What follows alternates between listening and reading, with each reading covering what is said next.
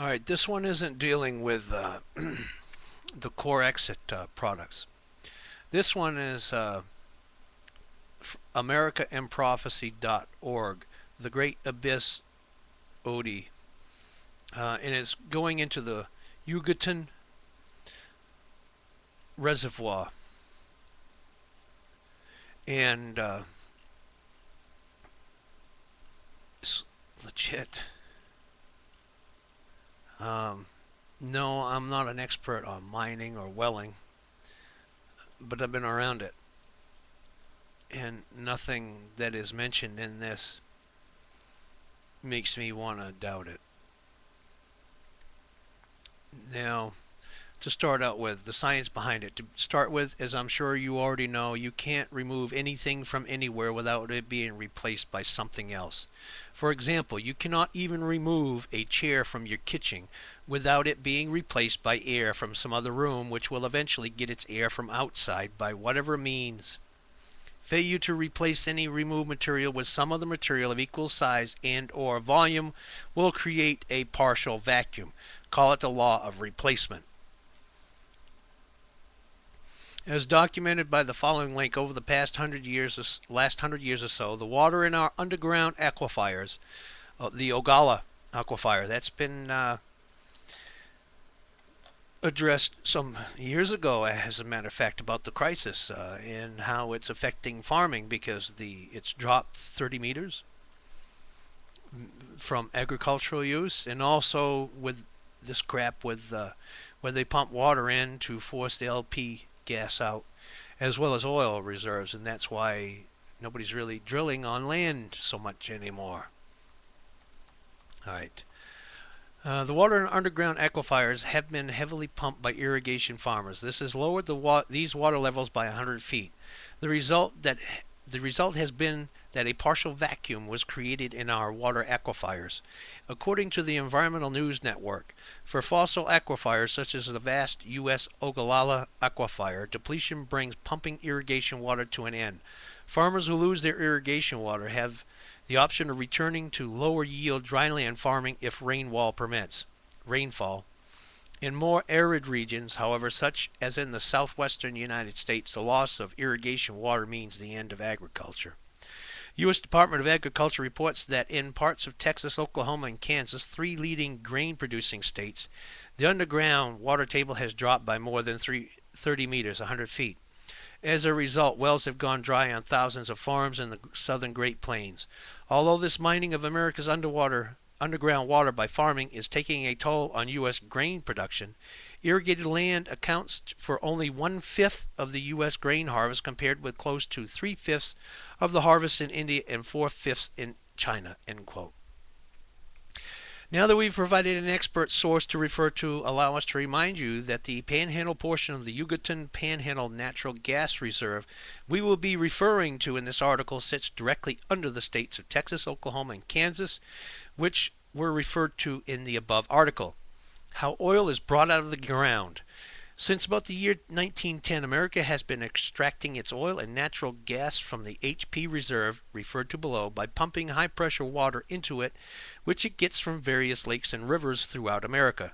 This is referred to as the water replacement process because, in effect, they are replacing the oil and gas they remove from the reserve with pumping in water.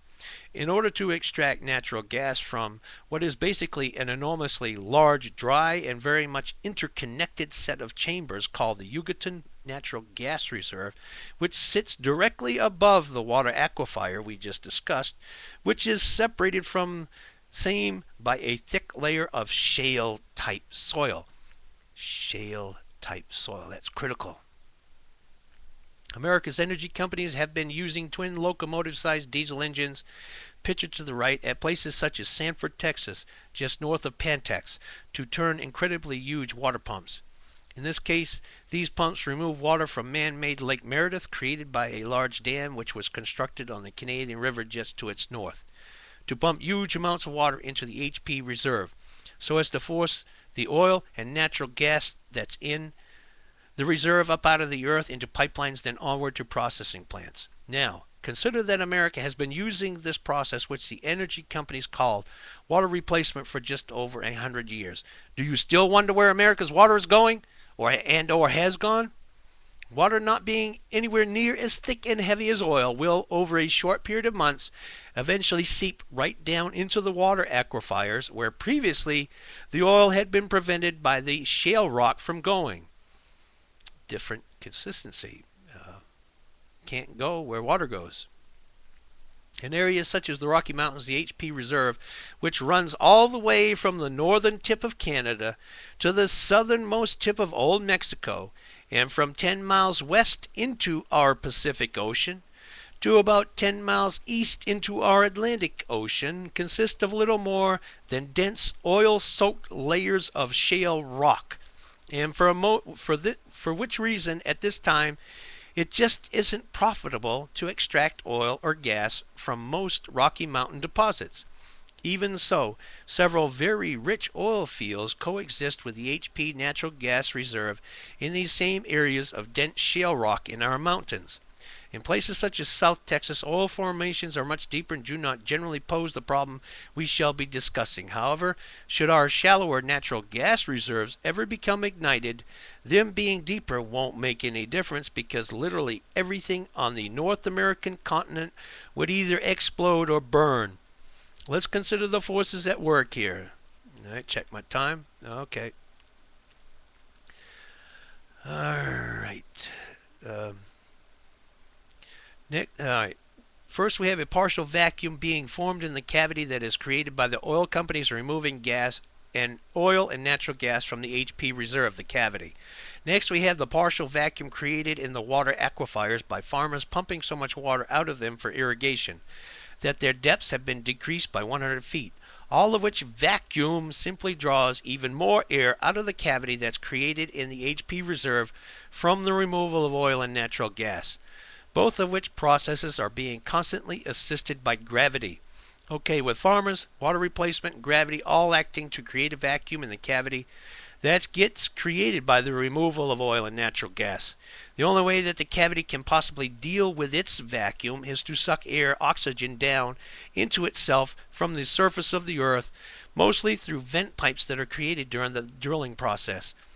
Therefore, since it is impossible to ever get all the oil and natural gas out of the cavity, what we now have is a cavity that's full of natural gas left from the energy companies, which is now also full of oxygen that's been sucked down from the surface of the earth, thereby effectively converting America's gas reserves into an extremely volatile bomb that is made of oxygen and the remnants of natural gas, which literally encompasses every inch of the entire North American continent.